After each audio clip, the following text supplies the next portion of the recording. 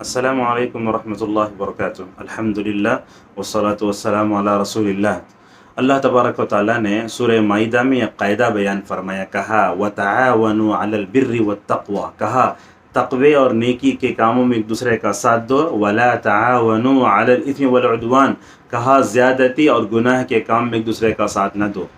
علامہ ابن حجر رحمہ اللہ کہتے ہیں کہ نبی کریم صلی اللہ علیہ وسلم پر جو قرآن اترا ہے، اس قرآن میں ساری آیتیں جوامع الکلم کی حیثیت رکھتی ہیں، اور یہ جو ہے کہ نیکی کے میدان میں ایک دوسرے کا ساتھ دو اور برائی کے اور زیادتی کے ایک دوسرے کا ساتھ نہ دو، گناہ کے کاموں میں ایک دوسرے کا ساتھ نہ دو، یہ بڑا بہترین قرآنی قاعدہ ہے۔ اگر ہم اس آیت کو سمجھ لیں گے نا، ہماری زندگی بدعت سے خالی ہو جائے گی۔ اب دیکھیے، ربیع الاول کے اس موقع پر ہم دیکھتے ہیں کہ لوگ میلاد النبی مناتے ہیں۔ تو میلاد النبی جب مناتے ہیں، اس تعلق سے کسی بھی قسم کا تعاون کرنا ہمارے لیے جائز نہیں ہے۔ مثال پر دیکھیں، غیر مسلم اپنے معبودان باطل چندہ کرنے آتے ہیں، ویسے مسلمان بھی آتے چندہ کرنے، میلاد النبی کا چندہ دو، تو میلاد النبی کے موقع سے چندہ دینا یہ بھی صحیح نہیں ہے۔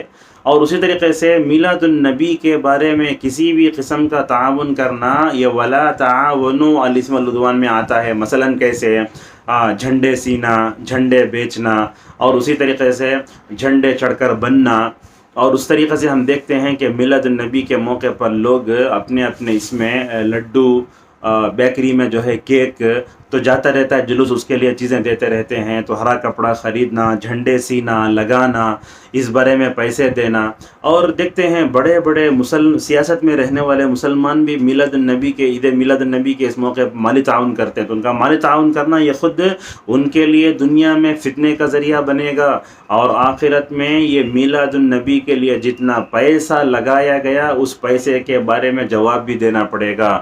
یاد رکھو، یہ حدیث سنو، ابن مسعود رضی اللہ عنہ کہتے ہیں کہ نبی کریم صلی اللہ علیہ وسلم نے فرمایا، قیامت میں 5 سوال ہوں گے۔ ایک سوال یہ ہوگا، مال کہاں سے کمایا، کہاں خرچ کیا؟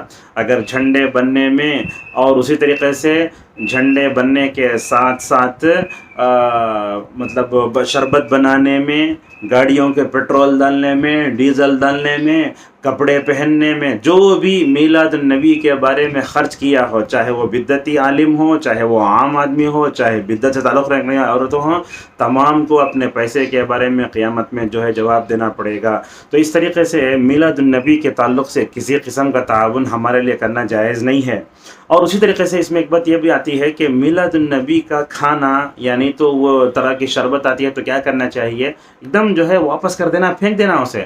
بعض لوگ ہوتے ہیں لا کے مکمل طور پر ایسے ہی کھلا دیتے ہیں اپنے بچوں کو، بیوی کو نہیں۔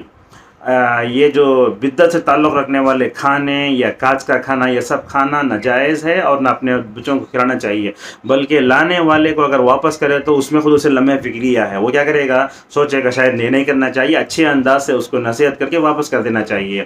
اور اسی طریقے سے یہ کھانے وغیرہ جو آتے ہیں، خواتین بھی اپنے گھروں میں اس کو نہ لیں۔ ہم دیکھتے ہیں کہ شیعہ کی طرح، غیر مسلموں کی طرح وہاں وہ محرم کے مہینے میں سبینہ لگا لیتے ہیں، تو یہ محرم میں جو جلوس نکلتا ہے میلاد النبی کا، ایسے موقع پر ہم دیکھتے ہیں وہاں بڑے بڑے کینوں میں، ڈرم میں شربت رکھ کے لوگوں کو پلا دیتے ہیں، بولے تبرک تبرک تبرک، نعوذ باللہ من ذالک۔ تو اس وقت ایسی چیزیں دیکھنے سے ایسے معلوم ہوتا ہے کہ امت مسلمہ نصارہ کے راستے پر چل رہی ہے، کبھی شیعہ کے راستے پر چل رہی ہے، کبھی پتہ نہیں کس کس کے راستے پر چل رہی ہے۔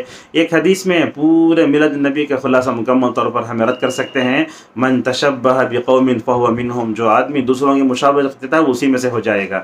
لہذا اپنے گھر والوں کو بدعت سے بچاؤ، اپنے بیوی کو بچاؤ، اپنے بچوں کو بچاؤ۔ اللہ نے کہا، اے ایمان والو، اپنے آپ کو اور اپنے گھر والوں کو جہنم کی آگ سے بچاؤ۔ آپ نے اپنے بچوں کو، اپنے بیوی کو، اپنے خاندان والوں کو بدعت میں چھوڑا، آپ خود اکیلے جنت میں چلے گئے، تو یہ بالکل ایمانی رشتے کے بالکل برخلاف ہے۔ تو کہنا یہ ہے، میلاد النبی سے متعلق تعاون کرنا یہ گناہ ہے، گناہ کبیرہ ہے، وَلَا تَعَاوَنُوا عَلَى الْإِثْمِ وَالْعُدْوَانِ۔ تو اس طریقے سے اگر کوئی ہمارے پاس وہ تعاون کے مانگنے کے لیے آتے ہیں، ان کو اچھے انداز سے نصیحت کر کے ان کو واپس کر دینا چاہیے، اور ساتھ میں ان کی ہدایت کے لیے دعا بھی کرنا چاہیے۔ یہی سلف کا طریقہ تھا۔ اللہ تبارک و تعالی ہم سب کو نیکی کے کاموں میں ایک دوسرے کا تعاون کرنے، زیادتی اور گناہ کے باب میں ایک دوسرے کا تعاون نہ کرنے کی توفیق عطا فرمائے۔ وما علینا الا البلاغ۔